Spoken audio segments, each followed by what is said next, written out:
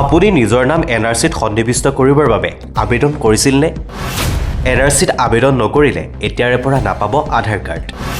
আধাৰ কাৰ্ডক লৈ নতুন নিয়ম ঘোষণা মুখ্যমন্ত্ৰীৰ। এনআৰচিৰ প্ৰসংগ উত্থাপন হোৱাৰ লগে লগেই বহু নিমিলা অংক উদ্ভৱ হৈ আহিছিল। 1951 নে 1971 অসমৰ নাগৰিকত্বৰ ভিত্তিবৰ্ষ কি হ'ব লাগে? এই সন্দৰ্ভত সৰ্বোচ্চ ন্যায়ালয়ে সমগ্ৰ বিতৰ্কৰ অন্ত পেলাই 2024 বৰ্ষৰ 17 অক্টোবৰ তাৰিখে দেশৰ প্ৰাক্তন মুখ্য ন্যায়াধীশ DY চন্দ্ৰচূড়, ন্যায়াধীশ সূৰ্যকান্ত, MM সুন্দেশ, JB পাৰ্দিৱালা আৰু মনোজ মিশ্ৰৰ দ্বাৰা গঠিত বিচাৰপীঠে ৰায় ঘোষণা কৰে। ভিত্তিবৰ্ষ নিৰ্ধাৰণ কৰাৰ লগে লগেই ৰাজ্যৰ মুখ্যমন্ত্ৰীও এই সন্দৰ্ভত সৰব হৈছে। এনআৰচিত আবেদন নকৰিলে অসমত নাপাব আধাৰ কাৰ্ড। 2014 চনত এনআৰচিত আবেদন কৰাসকলেহে লাভ কৰিব আধাৰ কাৰ্ড। আধাৰ কাৰ্ডক লৈ নতুন নিয়ম ঘোষণা ৰাজ্যৰ মুখ্যমন্ত্ৰীগৰাকীৰ। অসমত অধিক জটিল হ'ব আধাৰ কাৰ্ড প্ৰদান প্ৰক্ৰিয়া। একাংশ জিলাত জনসংখ্যাতকৈ অধিক আধাৰ কাৰ্ড প্ৰদান কৰা হৈছে। অসমত আধাৰ কাৰ্ড প্ৰস্তুত কৰি অন্য প্ৰান্তলৈ গুচি যায় বহু সংখ্যক লোক।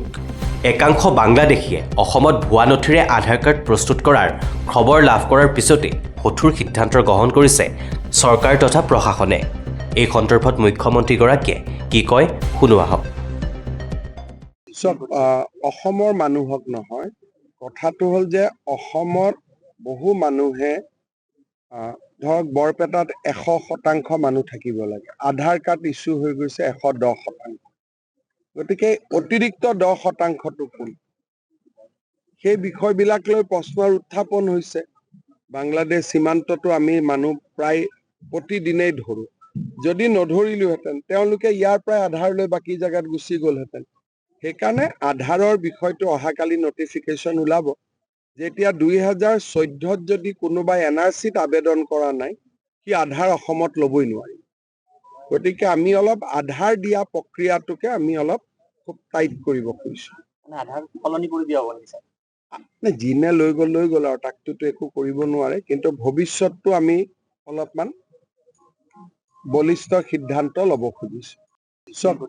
অসমৰ মানুহক নহয়, কথাটো হ'ল যে অসমৰ বহু মানুহে ধৰক বৰপেটাত 100% মানুহ থাকিব লাগে। আধাৰ কাৰ্ড ইছ্যু হৈ গৈছে 110%। গতিকে অতিৰিক্ত 10%টো কোন? সেই বিষয়বিলাক লৈ প্ৰশ্নৰ উত্থাপন হৈছে। বাংলাদেশ সীমান্ততো আমি মানুহ প্ৰায় প্ৰতিদিনেই ধৰোঁ। যদি নধৰিলোহেঁতেন তেওঁলোকে ইয়াৰ পৰাই আধাৰ লৈ বাকী জেগাত গুচি গ'লহেঁতেন। সেইকাৰণে আধাৰৰ বিষয়টো অহাকালি নটিফিকেশ্যন ওলাব।